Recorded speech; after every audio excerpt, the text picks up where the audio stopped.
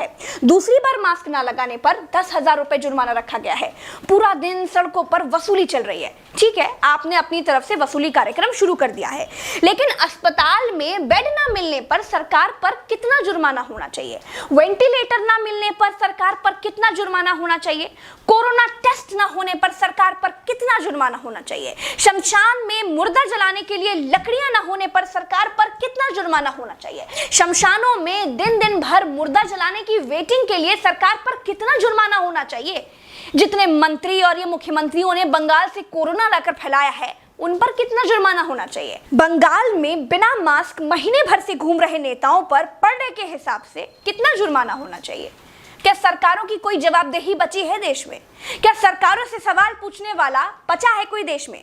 क्या कोई पूछ सकता है कि 1 साल से देश कोरोना महामारी झेल रहा है, आपने पूरे देश में कितने नए हॉस्पिटल बनाए हैं? अगर नहीं बनाए तो क्यों नहीं बनाए हैं? क्या कोरोना आपदा में घिरे देश को 1000 करोड़ के नए संसद भवन की जरूरत थी? क्या देश को 300 करोड़ के नए बीजेपी दफ्तर की जरूरत थी? क्या देश को तत्काल 1100 करोड़ के राम मंदिर की आवश्यकता थी?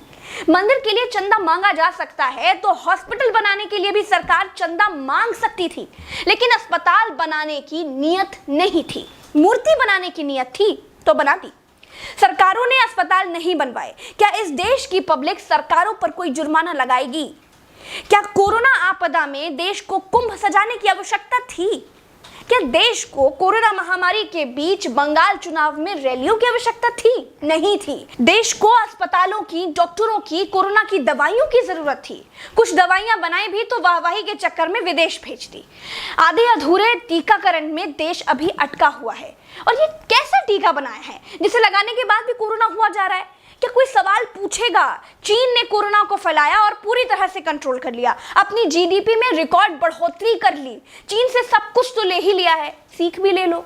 देश में सब आत्ममुग्धता के शिकार हैं। सबको अपनी अपनी तारीफ चाहिए। कुछ ने तारीफ के लिए तो फौज पाल रखी है, और जिनका मन फौज से भी नहीं भरता है, उन्होंने तारीफ के लिए सूचना और जनसंपर्क विभाग बना दिए हैं। गाते रहिएगा ना, जनता का बैंड तो ऑटोमेटिक बज ही रहा है। जिनके अगल बगल से कोरोना से लाशें नहीं उठी है ना, वो मेरी बात को नहीं समझ पाएंगे। जो कोरोना की पीड़ा से गुजरे हैं, जिन्होंने कोरोना से मरे हुए लोगों को शमशान में जलते देखा है, जिन्होंने कतार में लंबी लाशें देखी हैं, वो